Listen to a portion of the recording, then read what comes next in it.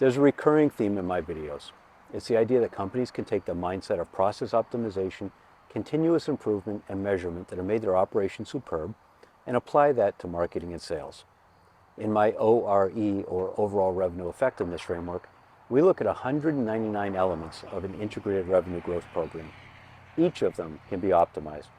By the way, I'll drop a link to a free download of that framework below this video. Well, one of the big areas is optimizing your sales team. It doesn't matter what kind of super product you have or awesome lead gen engine if your team can't sell. That means sales process, methodology, coaching, pipeline management, optimizing your current sales team, and more. It also means improving your sales recruiting and hiring process so that it's efficient enough to run constantly, just like business prospecting.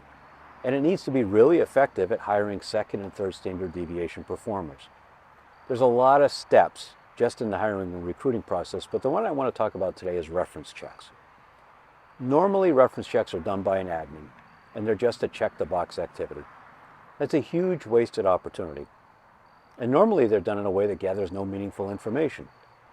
I typically have 4 to 5 questions that I ask, but 2 in particular have proven very effective at eliciting critical insights. The first one sounds like this. She gave me your name and I figured you'd be an enthusiastic reference. Thanks for all of your insights and for your time, but let me ask you this. Who's the one reference you'd give me that might not be so enthusiastic about her sales ability? This works because it acknowledges that there is someone. That makes it easier for them to tell you who.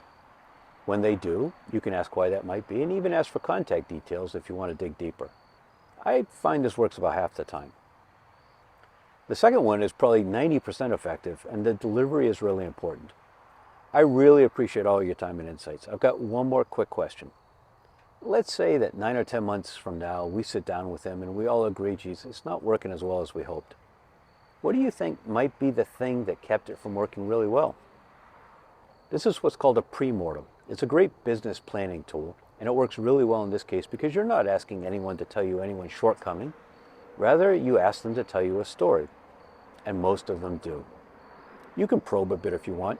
Normally, I find what you learn is not something that really jeopardizes the hire, but it's great info that helps you onboard, manage, and coach the person by anticipating a possible frustration.